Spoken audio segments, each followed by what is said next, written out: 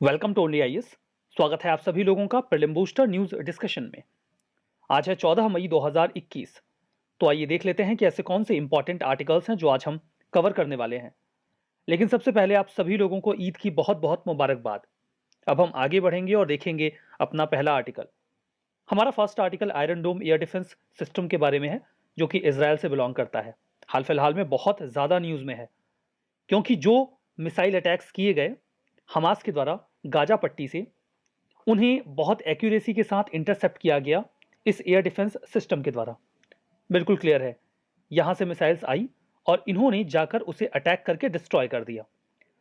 इनका यह कहना है कि 90% मिसाइल्स जिन्होंने अटैक किया था उन्हें इंटरसेप्ट करके डिस्ट्रॉय कर दिया गया।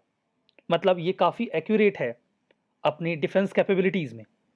आयरन डोम, जो कि इसका नाम है, वो short range ground to air air defence system है। मतलब जमीन पर से ये आसमान में मिसाइल्स को इंटरसेप्ट कर सकते हैं, उन्हें रोक सकते हैं, उन्हें डिस्ट्रॉय कर सकते हैं।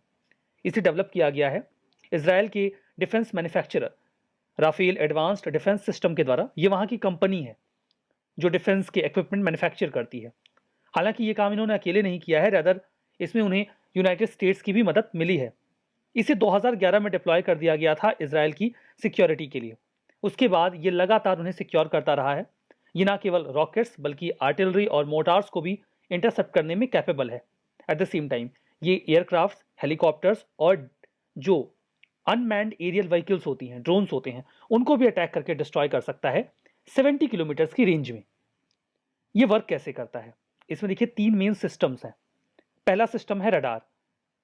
ये जो भी अटैक हो रहा है उसे ट्रैक करता है, डिटेक्ट करता है। दूसरा है वेपन कंट्रोल।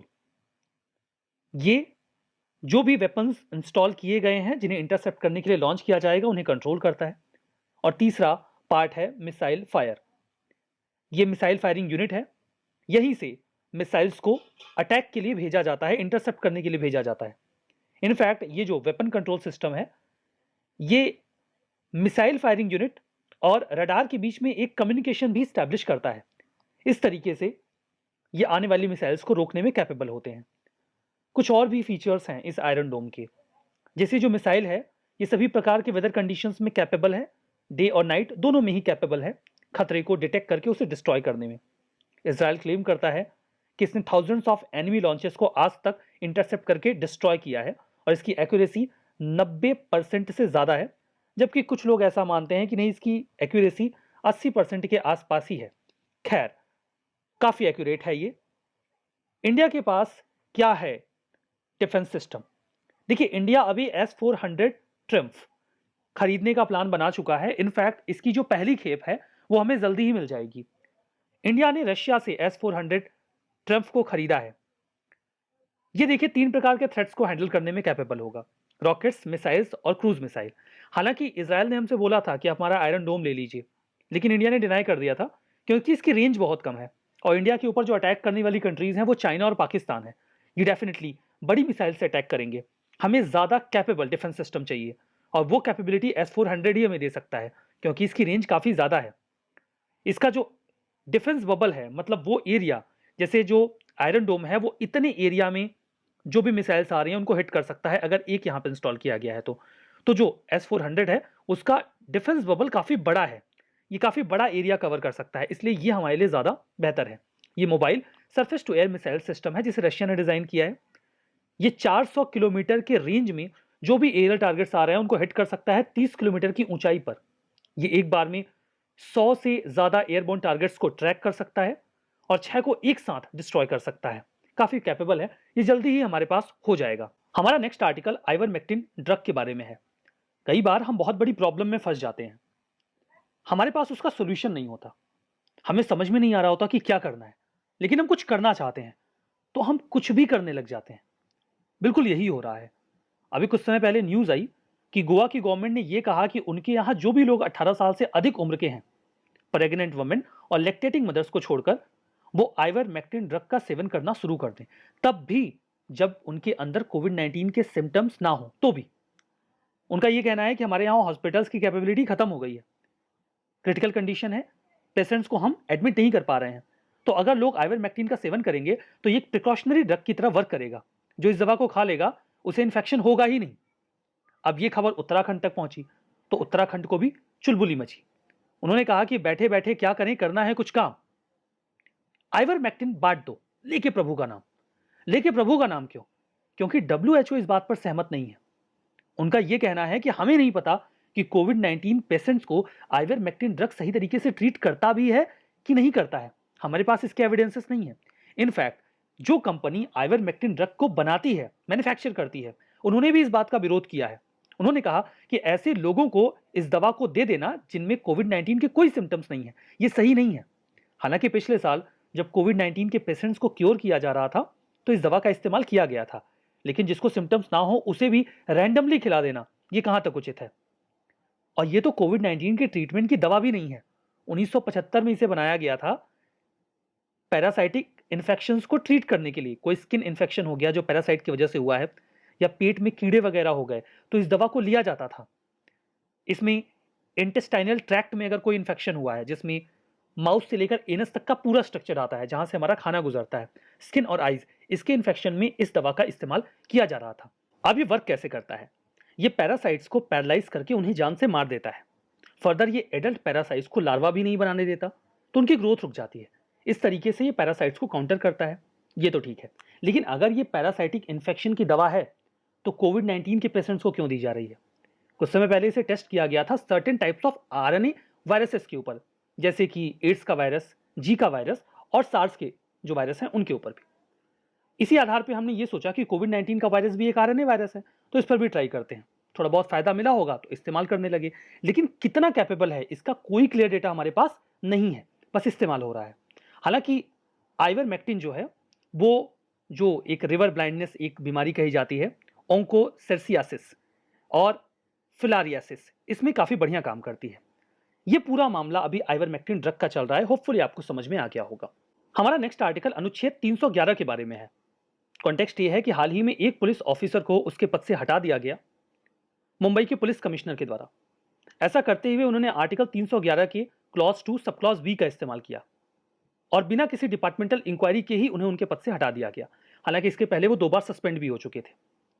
बिना किसी डिपार्टमेंटल इंक्वायरी के ऐसा नहीं होना चाहिए, लेकिन article 311 clause 2 sub clause B इसके लिए अलाउ करता है।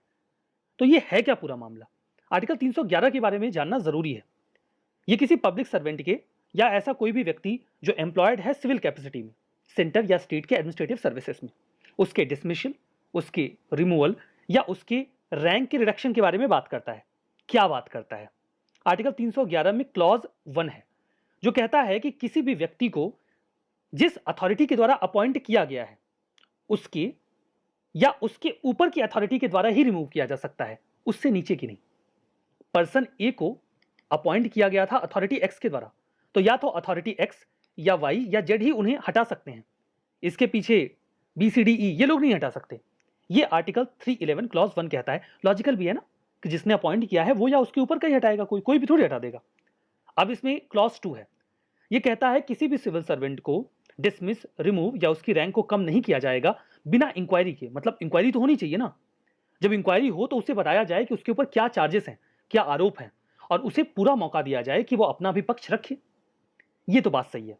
ये उन्हें एक प्रोटेक्शन देता है। डिपार्टमेंटल इंक्वायरी का प्रोसेस क्या है? डिपार्टमेंटल इंक्वायरी के लिए एक इंक्वायरी ऑफिसर को अपॉइंट किया जाएगा। उसके बाद उस सिविल सर्वेंट को फॉर्मल चार्जशीट दी जाएगी कि आपके ऊपर क्या क्या आरोप हैं। सिविल सर्वेंट या तो खुद को रिप्रेजेंट करे या अपना लॉयर चूज करे। डिपार्टमेंटल इंक्वायरी के दौरान जो विटनेस है उन्हें भी बुलाया जा सकता है। इस इंक्वायरी के बाद इंक्वायरी ऑफिसर एक रिपोर्ट प्रिपेयर करेगा और जो गवर्नमेंट है उसके सामने सबमिट कर देगा फर्दर एक्शन के लिए। तो ये तो तरीका है डिपार्टमेंटल इंक्वायरी का, बड़ा सिंपल सा और सादा सा। अब यहां पे देखिए, डिपार्टमेंटल इंक्वायरी होती है, ये सब तो ठीक है, लेकिन कुछ कंडीशंस हैं जहां पर बिना डिपार्टमेंटल इंक्वायरी के भी किसी को उसके पद से हटाया जा सकता है। वो मामला क्या है? इसमें देखिए 3 एक्सेप्शंस हैं। आर्टिकल 311 के क्लॉज 2 में एक सब क्लॉज ए है जो कहता है कि अगर कोई गवर्नमेंट एम्प्लॉय जो है वो क्रिमिनल केसेस में चार्ज हो चुका है या कन्विक्ट हो चुका है तो डिपार्टमेंटल इंक्वायरी की जरूरत नहीं है, डिसमिस कर दो। किसी गवर्नमेंट सर्वेंट ने किसी का मर्डर कर दिया और कोर्ट ऑफ लॉ में साबित हो गया कि यही आरोपी है, इसी ने कत्ल किया है, तो फिर डिपार्टमेंटल इंक्वायरी की क्या जरूरत है? तब हटाओ। ये तो एक कंडीशन हो गई। अब देखिए आर्टिकल 311 के क्लॉज 2 का सब क्लॉज बी है जो ये कहता है कि जिस अथॉरिटी के पास अधिकार है किसी एम्प्लॉय को डिसमिस करने का, उसके पद से रिमूव करने का, अगर वो सेटिस्फाइड है कि किसी भी कारण से फॉर सम रीजन वो राइटिंग में ये दे दें कि ये रीजनेबली प्रैक्टिकल नहीं है कि ऐसी इंक्वायरी कंडक्ट किया जाए, तो उसे बिना इंक्वायरी के भी हटाया जा सकता है। अब काफी वेग है ना, फॉर सम रीजन, क्या रीजन हो सकता है? ठीक है, इसी क्लॉज का इस्तेमाल किया गया है उन्हें हटाने के लिए। यही कॉज ऑफ डिबेट बन रहा है। तीसरा यह है कि आर्टिकल 311 क्लॉज 2 का सब क्लॉज सी ये बोलता है कि अगर प्रेसिडेंट या गवर्नर, सेंटर में प्रेसिडेंट, स्टेट में गवर्नर, सेटिस्फाइड है कि सिक्योरिटी ऑफ स्टेट के इंटरेस्ट में नहीं है कि उस व्यक्ति के खिलाफ इंक्वायरी कंडक्ट की जाए, तो बिना इंक्वायरी के भी हटा सकते हैं। ये जो डिसमिशल हुआ है वो आर्टिकल 311 के क्लॉज 2 सब क्लॉज बी के तहत किया गया है। अगर किसी को डिसमिस कर दिया गया तो क्या उसके पास कोई विकल्प नहीं है? वो इस डिसमिशल को कहीं चैलेंज नहीं कर सकता? बिल्कुल चैलेंज कर सकता है। वो एडमिनिस्ट्रेटिव ट्रिब्यूनल्स में जा सकता है। सेंटर में है तो कैट में और स्टेट में है तो सेट में। इसके अलावा वो कोर्ट को भी अप्रोच कर सकता है। हमारा next article sovereign gold bond scheme के बारे में है। अभी हाल ही में गवर्नमेंट ऑफ इंडिया ने आरबीआई के कंसल्टेशन के साथ ये डिसाइड किया है कि वो 2021-22 के लिए सॉवरेन गोल्ड बॉन्ड जारी करेंगे। सॉवरेन गोल्ड बॉन्ड को समझने के लिए आपको थोड़ी सी भूमिका बनानी पड़ेगी। देखिए, इंडिया में लोग गोल्ड खरीदने के बड़े शौकीन होते हैं, लेकिन गोल्ड खरीदने के नाम पर वो सोने की सिल्लियां या फिर बिस्किट्स नहीं खरीदते, वो खरीदते हैं ज्वेलरीज। ज्वेलरीज खरीदने के दो नुकसान होते हैं। पॉइंट नंबर 1, जब आप ज्वेलरी खरीदने जाते हैं तो जो सोने की वैल्यू होती है आपको उससे ज्यादा पैसे देने पड़ते हैं। क्यों? क्योंकि ज्वेलरी के कुछ मेकिंग चार्जेस होते हैं जो आपको पे करने पड़ते हैं। नुकसान नंबर 2, कुछ समय बाद अगर आपको आवश्यकता पड़ने पर उस ज्वेलरी को बेचना पड़ता है तो सोने की कीमत से आपको कम पैसे मिलते हैं, क्योंकि ज्वेलर कोई ना कोई बहाना बनाकर यह कह देता है कि आपका सोना घिस गया है या फिर आपके सोने में मिलावट है, आपको उससे कम वैल्यू दी जाती है। दोहरा नुकसान, खरीदते वक्त आपने ज्यादा पैसे दिए और बेचते वक्त आपको कम पैसे मिलेंगे। यह तो आपका इंडिविजुअल लॉस है। कंट्री का क्या लॉस है? जितना लोग इंडिया में सोना खरीदते हैं उतना इंडिया में होता नहीं है, तो हमें गोल्ड इंपोर्ट करना पड़ता है। जब हम इंपोर्ट करते हैं तो हमारा फॉरेक्स दूसरे देश में जाता है। अगर ये पैसा हम किसी भी तरीके से देश के अंदर रोक पाए तो ये हमारी इकोनॉमी में सर्कुलेट करेगा, इंफ्रा डेवलप करेगा, जॉब्स क्रिएट करेगा। इसकी जगह पे अगर आप कोई पीस ऑफ पेपर खरीदें, एक कागज का टुकड़ा खरीद लें जिसकी कीमत बिल्कुल वही हो जो कि सोने की है, जैसे सोने की कीमतें घटती हैं और बढ़ती हैं वैसे ही उस कागज के टुकड़े की कीमतें घटे और बढ़ें, तो वो कागज का टुकड़ा तो हमें दूसरे देश से इंपोर्ट नहीं करना पड़ेगा ना, मतलब देश का पैसा देश में रहेगा। वही कागज का टुकड़ा है ये सॉवरेन गोल्ड बॉन्ड। इसकी कीमत वही होती है जो सोने की होगी या गवर्नमेंट डिसाइड कर देती है, और सोने की कीमतों के साथ ही इसकी कीमतें घटती अथवा बढ़ती रहती हैं। अगर कोई व्यक्ति सोना खरीदने की बजाय सॉवरेन गोल्ड बॉन्ड खरीद ले तो देश का पैसा देश में रहेगा, हमारा फॉरेक्स दूसरे देश में नहीं जाएगा। ये तो देश को फायदा होगा। आपको क्या फायदा होगा? अगर आप सोना खरीद के अपने घर में रख लेंगे तो उस पर आपको कोई ब्याज तो नहीं मिलेगा ना। लेकिन सॉवरेन गोल्ड बॉन्ड पे गवर्नमेंट ऑफ इंडिया आपको 2.5% का इंटरेस्ट देगी। फर्दर 8 साल के बाद जब आपका ये बॉन्ड मेच्योर हो जाएगा और जब आप इसे वापस बेचने जाएंगे, सरकार को वापस करेंगे, तो उस समय सोने की कीमतें जो बढ़ी होंगी वो कीमत आपको मिलेगी। मतलब जब आपने ये बॉन्ड खरीदा था तो ये आपको 50,000 में 10 ग्राम का मिला था। इसमें भी ग्राम डिसाइड किए जाते हैं, ठीक है, यूनिट होती है एक्चुअली में, जो कि 1 ग्राम के इक्वल होती है। तो 10 यूनिट के आपने 50,000 रुपए दिए थे, लेकिन अब सोने की कीमत 70,000 हो चुकी है 10 ग्राम के हिसाब से, तो आपको उसी यूनिट के 70,000 मिलेंगे। फायदा है कि नहीं है? नुकसान सिर्फ एक है, आप दिखावा नहीं कर पाएंगे। फंक्शंस वगैरह में ज्वेलरी लोग इस्तेमाल करते हैं, वो नहीं हो पाएगा। That will be the only loss. इस स्कीम को नवंबर 2015 में लॉन्च किया गया था इंडिया में फिजिकल गोल्ड की डिमांड को कम करने के लिए, ताकि लोग उस पैसे को डोमेस्टिक सेविंग में इस्तेमाल करें और देश में मनी का सर्कुलेशन बढ़े, वो पैसा देश में इस्तेमाल हो। गोल्ड बॉन्ड को इशू किया जाता है गवर्नमेंट ऑफ इंडिया के द्वारा अंडर गवर्नमेंट सिक्योरिटीज एक्ट 2006। इसे आरबीआई के द्वारा इशू किया जाता है गवर्नमेंट ऑफ इंडिया के बिहाफ से। इन बॉन्ड्स को बेचा जाता है commercial banks, stock holding corporations, India limited जो SHCIL है, designated post office, recognised stock exchange जैसे कि NSE या फिर BSE, वहां से, या फिर डायरेक्टली या फिर एजेंट के माध्यम से। इन जगहों से आप इन सॉवरेन गोल्ड बॉन्ड्स को खरीद सकते हैं। कौन एलिजिबल है? कोई भी resident individual Hindu undivided family, trust, universities या चैरिटेबल इंस्टीट्यूशंस इस सॉवरेन गोल्ड बॉन्ड को खरीद सकते हैं। फीचर्स क्या हैं? इस सॉवरेन गोल्ड बॉन्ड के प्राइस को 24 कैरेट का जो सोना होता है उसके प्राइस के साथ लिंक कर दिया जाता है। इस प्राइस को रिलीज किया जाता है Indian Boolean and jewellers association के द्वारा। इन्वेस्टमेंट लिमिट क्या है? अलग अलग लोगों के लिए अलग अलग यूनिट है। एग्जाम्पल के तौर पे बता देता हूँ, जैसे एक इंडिविजुअल है या फिर हिंदू अनडिवाइडेड फैमिली है, वो 4000 यूनिट ही खरीद सकते हैं एक साल में, जो कि 4 किलोग्राम सोने के एक्विवेलेंट होगा। जबकि जो बाकी की एंटिटीज हैं वो एक साल में 20 किलोग्राम तक जो एक्विवेलेंट सोना है उसके एक्विवेलेंट सॉवरेन गोल्ड बॉन्ड खरीद सकते हैं। मिनिमम 1 ग्राम से कम नहीं मिलेगा। टर्म क्या है? 8 साल की मेच्योरिटी है। 5 साल के बाद आप चाहें तो एग्जिट कर सकते हैं। ब्याज 2.5% पर एनम के हिसाब से मिलेगा। हर 6 महीने पे आपको ब्याज भी मिल जाएगा। बाकी जो ब्याज आपको मिलेगा उस पर टैक्स लगेगा। इनकम टैक्स एक्ट ऑफ 1961 के तहत टैक्स वगैरह आपको देना पड़ेगा। बेनिफिट ये है कि आप इस जैसे सोने को आप कोलेटरल के तौर पे रख के लोन ले सकते हो, आप इस बॉन्ड को भी कोलेटरल की तरह इस्तेमाल कर सकते हो, लोन ले सकते हो। आपको जो फायदा होगा वापस से जब आप लोगे 8 साल बाद, तो सोने की वैल्यू बढ़ी रहेगी, तो आपको कैपिटल गेन होगा, उस पर आपको कोई टैक्स नहीं देना पड़ेगा। हमारा नेक्स्ट आर्टिकल एम्फोटेरिसिन बी के बारे में है, म्यूकरमाइकोसिस। इस पर हमने आर्टिकल डिस्कस किया था ना, कि जो पेशेंट्स कोविड-19 से रिकवर हो रहे हैं उन्हें एक प्रकार का फंगल इन्फेक्शन फेस करना पड़ रहा है, जो कई बार लीथल भी हो जाता है, जानलेवा हो जाता है। म्यूकरमाइकोसिस को ट्रीट करने के लिए एक दवा काफ़ी ज़्यादा इस्तेमाल की जा रही है, उसका नाम है एम्फोटेरिसिन बी। इसी वजह से इसकी डिमांड भी बहुत ज़्यादा हो गई है और ये लगातार न्यूज़ बना रहा है। ये एक्चुअली में एक फंगिस्टैटिक या फंगिसिडल दवा है। दोनों में अंतर होता है। फंगिस्टैटिक जो दवा होती है वो फंगल पैथोजन की ग्रोथ को रोकती है, जबकि जो फंगिसिडल दवाएं होती हैं वो पैथोजेंस को मार देती हैं।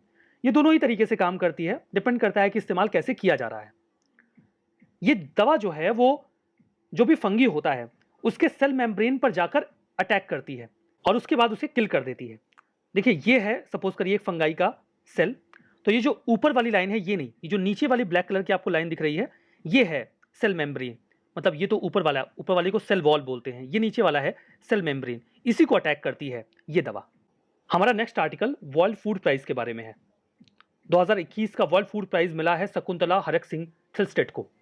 ये इंडियन डिसेंट की एक महिला है, हालांकि ये सिटीजन डेनमार्क की हैं। काफ़ी प्रेस्टिजियस प्राइस है ये। वर्ल्ड फूड प्राइज फाउंडेशन इस अवार्ड को देता है अगर किसी व्यक्ति ने दुनिया में जो फूड क्राइसिस है उसे कम करने के लिए कोई भी कंट्रीब्यूशन दिया है, फूड की क्वांटिटी, क्वालिटी, अवेलेबिलिटी को बेहतर करने के लिए।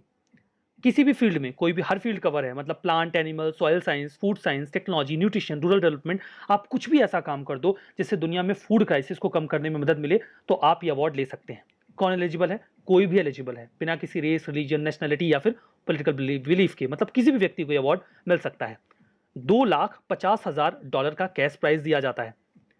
नॉर्मन ई बोरलॉग, आपने इनका नाम सुना होगा, इन्हें फादर ऑफ ग्रीन रेवोल्यूशन कहा जाता है। 1970 में इन्हें नोबेल पीस प्राइज भी मिला था। उन्होंने ही वर्ल्ड फूड प्राइज को स्टार्ट किया था। 1986 में जनरल फूड कॉर्पोरेशन के साथ एक स्पॉन्सरशिप इनको मिली थी, जिसके बेसिस पे इस प्राइज को स्टार्ट किया गया था 1986 में। और 1987 में फॉर द फर्स्ट टाइम इस प्राइज को दिया गया था MS स्वामीनाथन जी को, जिन्हें इंडिया में फादर ऑफ ग्रीन रिवोल्यूशन के नाम से पुकारा जाता है। इसे फूड एंड एग्रीकल्चर का नोबेल प्राइज भी कहा जाता है। कुछ स्टेटमेंट हैं, आपको ट्रू एंड फॉल्स बताना है। आयरन डोम एयर डिफेंस सिस्टम रशिया का है, आर्टिकल 311। ऑटोनॉमस स्टेट जो हैं विद इन असम, जो सर्टेन ट्राइबल एरियाज हैं, उनके क्रिएशन को अलाउ करता है। वर्ल्ड फूड प्राइज, इसे फूड एंड एग्रीकल्चर ऑर्गेनाइजेशन देता है। Sovereign gold bond scheme department of financial services issue करता है। एम्फोटेरिसिन बी, ये सीरियस और पॉसिबली फैटल फंगल इन्फेक्शन को ट्रीट कर सकता है। बताइए कौन सा स्टेटमेंट सही है, कौन सा गलत है। जवाब कहाँ देना है? कमेंट बॉक्स में। PDF कहाँ मिलेगी? टेलीग्राम चैनल पे। ज्वाइन तो कर ही लिया होगा आपने, नहीं किया है तो कर लीजिएगा। और टेलीग्राम पे जाके only IAS nothing else search करिएगा। 1 लाख से ज़्यादा सब्सक्राइबर हैं, पहचान में आ जाएगा। बाकी लिंक आपको डिस्क्रिप्शन बॉक्स में भी मिल जाएगा। तो चलिए आज के सेशन में बस इतना ही। बहुत बहुत धन्यवाद।